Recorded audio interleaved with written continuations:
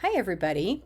Welcome to the CCL virtual division meeting screencast. I forgot to record the screen for a screencast on Tuesday when we had our meeting from 4 to 4:30. So I'm here to just give you the basic elements of what we talked about that day. I've got 15 minutes, so I'm going to try to get to some important pieces of information right now. So again, just thank you. Welcome back.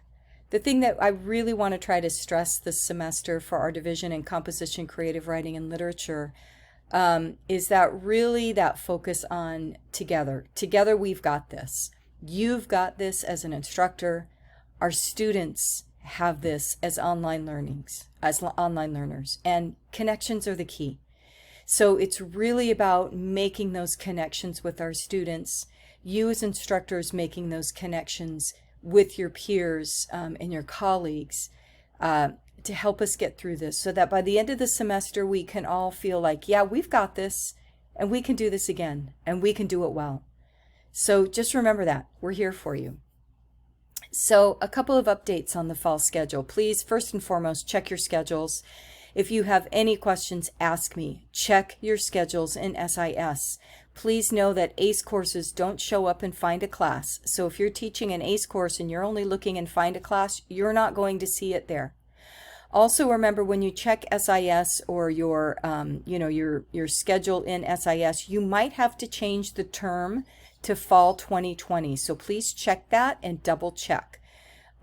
Please look at the number of sections you have, how many preps you have, if you have all 101 or reading 100 or all 102 or different preps. Just check to make sure you know what you have. Look at the start dates and the end dates. If you have live online or asynchronous, most people have asynchronous. You should know if you have live online because that was a specific request. But again, these are things that you just need to know.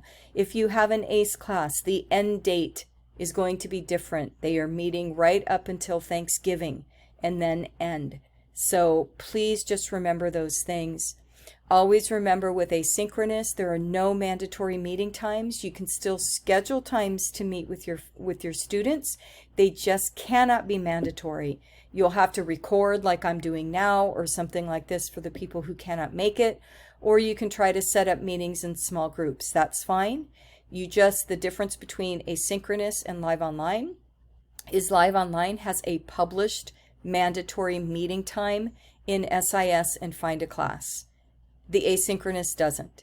So that's where the two are different. If you have any questions about that, ask me. And please don't forget to publish your course. And also to check your emails.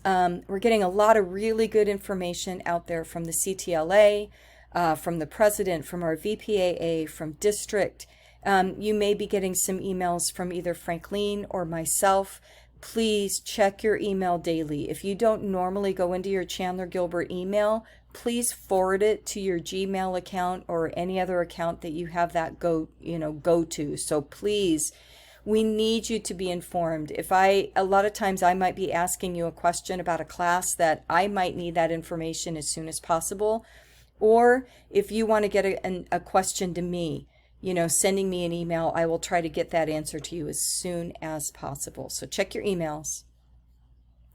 For the spring schedule, the schedule goes live so students can see it by, I think it's September 20th or something along those lines, right around that.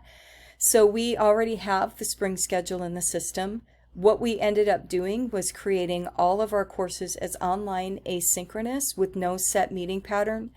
If you think as you begin this semester that you would like to add an online component, keep that in the back of your mind. I'll be sending out requests for spring in about 2 weeks. We just want this fall semester to settle down before we do that. And then you can let me know at that time. So please look out for an email from me. And I just want to say thank you to all of you. This has been just an unprecedented semester, as we all know. You have all just stepped up. You've been gracious if I had to cancel your classes, and then even more gracious when I had to add you back into classes. Thank you for your flexibility. Thank you for your kindness. Thank you for rolling with everything. And please know that we are here for you. Some of you who are struggling with your day jobs and finding time to work with us, we know and we understand. We are here for you. So please bear that in mind. I do want you to know that on-time registration is still in place. For online courses, students can self-enroll up until the day before classes begin. So if your class begins on 8/24, then students can self-enroll until Sunday at midnight, I think, on 8/23.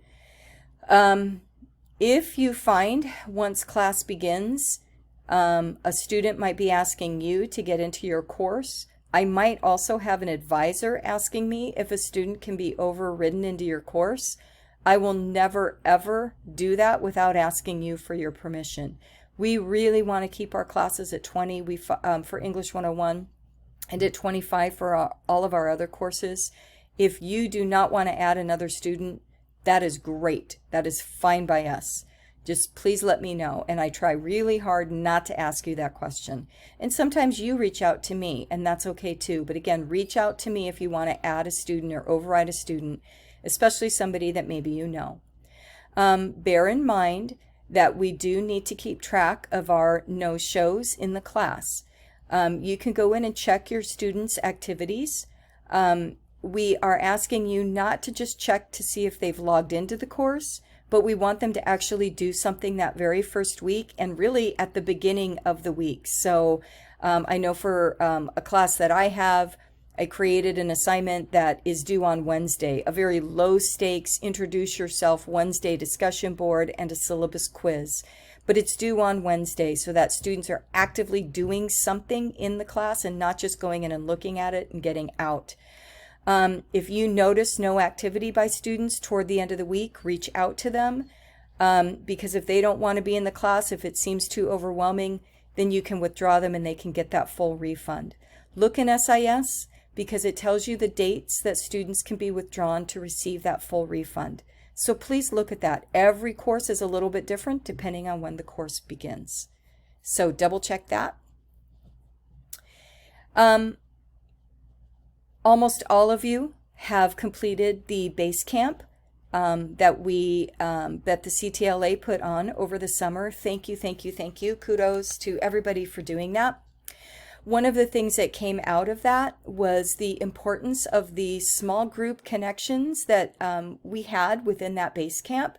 And the college would like to continue that as we ascend the mountain, right? We've been at base camp and now we're ascending into online learning.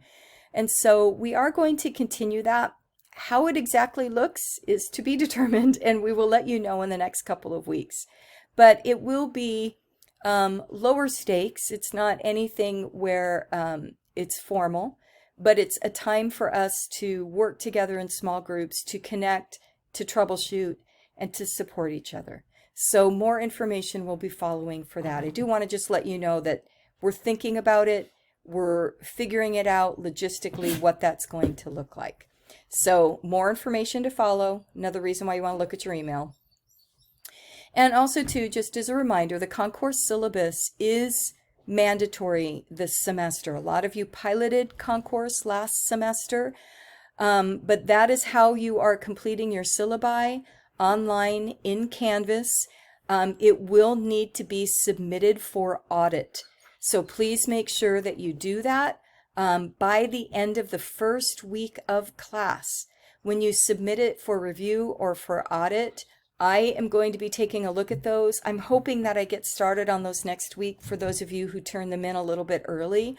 I'll be doing just a ballpark, I'm sorry, I've got a dog barking.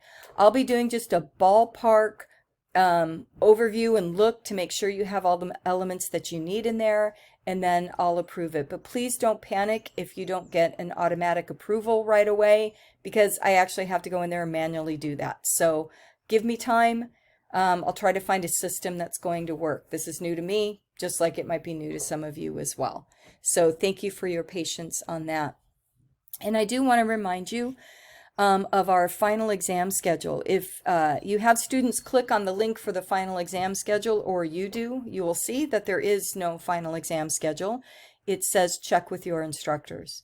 We do want to remind you that although we don't have a final exam schedule, classes do run through the week of 12/14 through 12/18.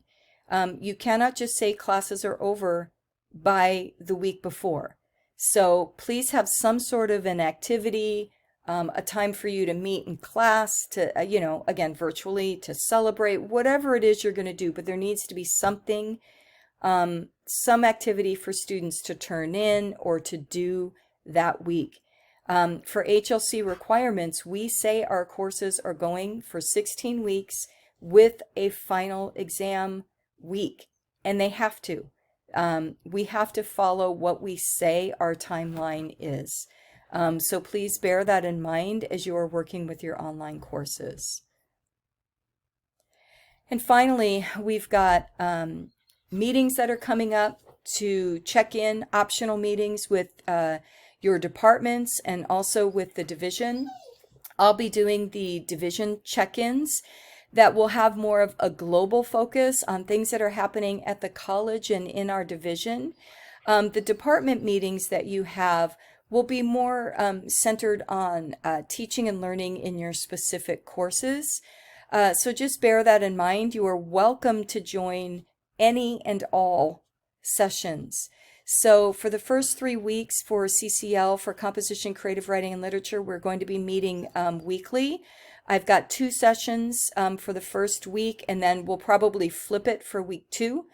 But for week 1, Tuesday, 8:25 at 9 a.m., I sent out an invite, so from 9 to 9:30. Wednesday from 4 to 4:30. We'll do these once a week sessions. Again, they are optional drop-ins. You can come to one, you can come to both, or you don't have to come to either. It depends on you. Hopefully after about the 3rd week, we can reduce that to once a week. Once every 2 weeks. But again, just remember this is optional for you. Finally, again, we've got this. We are here. I'm here for you. Our division is here for you. Our leads are here for you. Whoever you need, our CTLA, we are here to help make this time for you successful. No question is too dumb. Please always reach out. We are here for you. We've got this, and we've got it together. Take care. Here's to a great, great first week.